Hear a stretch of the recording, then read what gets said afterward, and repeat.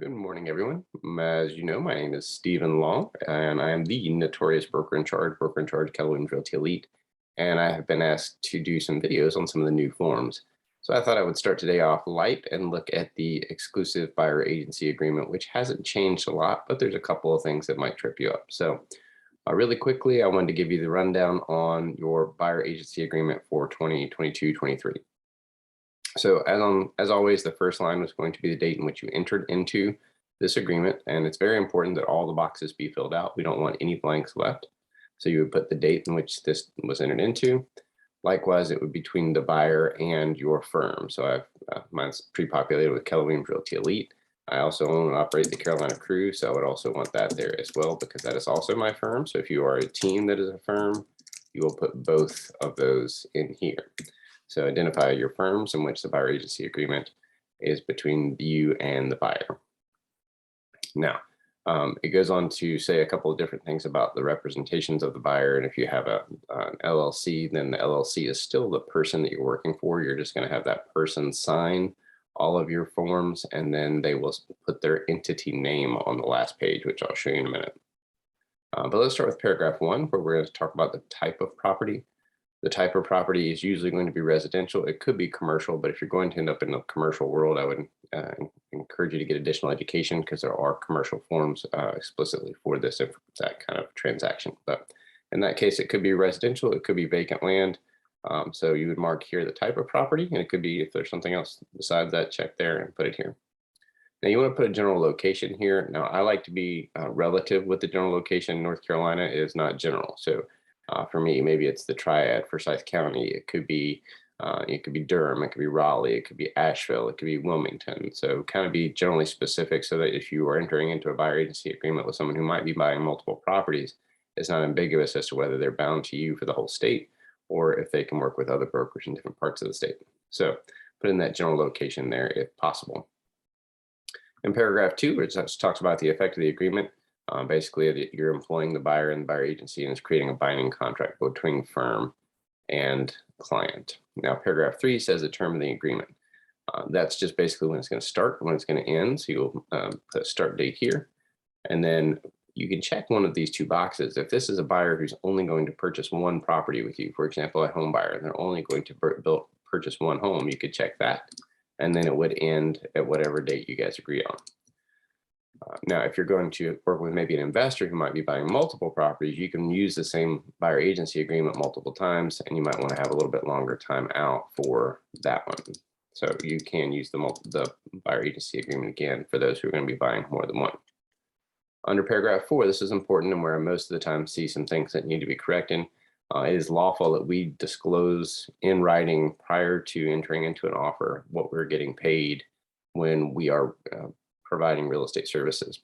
So in this case, you can, and some folks do, charge a retainer fee, and it's a non-refundable retainer fee in the amount of whatever you would put, and then you can either credit it or not credit it towards the commission of which you're going to receive in Part B. And in Part B says that you would receive, I'm just going for, this is not this is for the purposes of education only. This is not any kind of Sherman antitrust conversation where I'm telling you what you should charge. These are just used for examples. So let's just say I want to expect 2.5% for a new build, maybe 5% for vacant land, and 3% for a resale. I would put that in there, and these are what I would call a placeholder. So in the event that that is the case, and whatever we go to purchase falls within the confines of that disclosure, then I'm sufficient. If in the event that it does change, I need to come back and edit this. This is not where we want to put a range. It's not 2.5% to 5%. It's not somewhere between 1 and 10. We have to be very specific. In some cases, it might be a flat fee. If you're selling a particular property that always offers a flat fee, this particular document should reflect what you're actually receiving. So as long as what I have here is indicative of what we actually enter into, we're okay. If what I'm entering into is offering less or more, I need to come back and make sure that that is edited. So that's the compensation, again, is owed to the firm. It is not anything that's coming to you. It is always between the agreement is always between the firm and the client. And so that's indicative of the conversation that we're having with them at the time we're entering into that. Now, under section C, part 2, there's a what we call a protection period. So let's just say I want to put 60 days of a protection period. That means that if any of the clients that I sold a house to in that time within, or I, let's say I showed this house to a for sale by owner, and they decided to wait until our agreement expired and go back to that for sale by owner.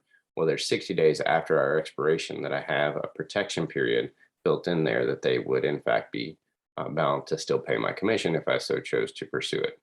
So just an extra little protection for you there.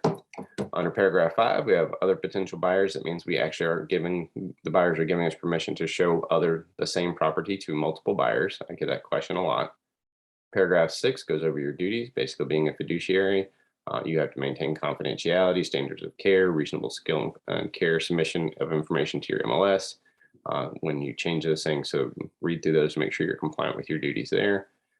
Paragraph 7 is disclosure of the buyer's name and mailing address, meaning you are getting that permission here so that when you are making an offer or working with an attorney, a closing attorney, you can share their name and mailing address. Sometimes there might be a contract dispute where we need to notify them in writing via mail where their earnest money is being held or whether it's being sent to the clerk of court, et cetera. So this is where we get permission to share that information. Paragraph 8 is the ever-present bold, capital, non-discriminatory language. Please go over that and explain to them the importance of that in the world we live in. Anytime you see a box on a form, please read those boxes. This particular box goes over what we call love letters or buyer's letters to the seller. And it's here by the non-discriminatory language because it's very easy for those letters to cross a line into fair housing violations.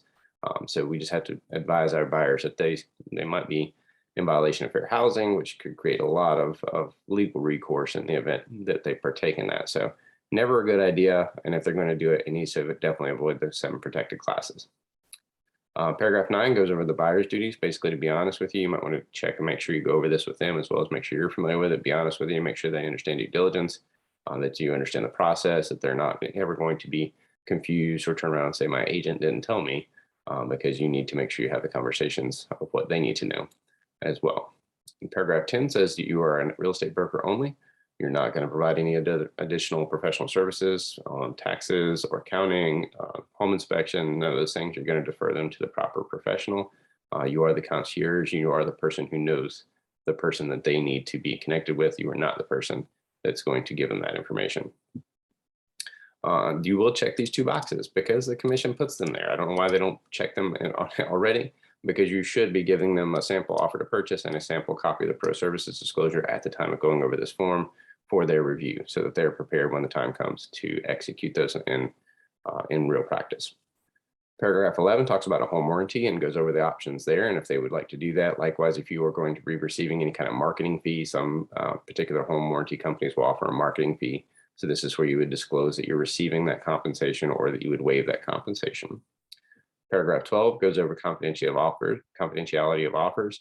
It just means that without the buyer's consent, the offering party, you cannot disclose any terms of the offer, including the purchase price, the financing, anything in that capacity, which might compromise their permit position.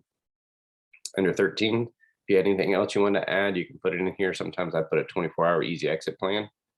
And it goes over for me, it's just a way for them saying, hey, if you're not happy with me, I'll let you out of a buyer agency agreement because I don't believe in holding a cat by its tail. If you're not happy, no worries, peace out. Give me 24 hours to fix it or I will release you. So that's just one of the provisions I put in there as a personal practitioner. 14 goes over the dual agency. We're going to talk about agency more with the working with real estate agents disclosure, but it does go over agency under paragraph 4. So be very cautious in going over that. You'll see that in another video. Also on paragraph 15, we're going to go over termination and breach of attorney fees in just one moment. Now, this is where people will get tricked up is with the agency description. And so it used to be you had to choose either, well, they have to choose. They've always had to choose, but now they've simplified the form, in my opinion. You have one of 2 options when it comes to hiring me as your agent.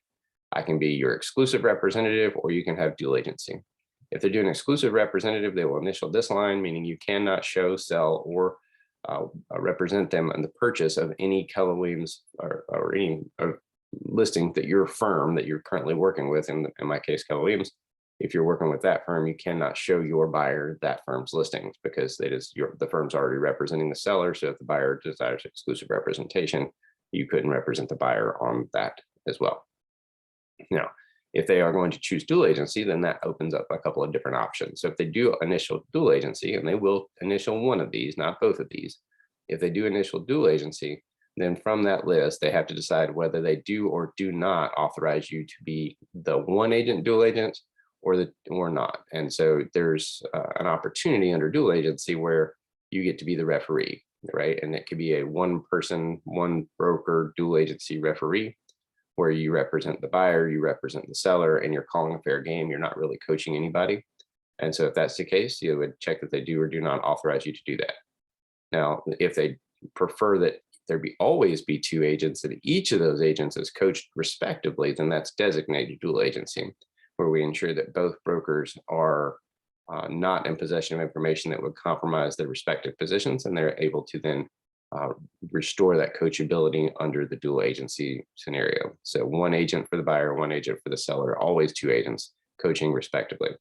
So make sure you have that dual agency conversation. Again, we'll go over agency conversation again in depth with the agency disclosure, or the working with real estate agents disclosure forms, but they do have to make a selection here. One of these two, and then if they go with dual, they would also mark this and potentially designated if that is their choice.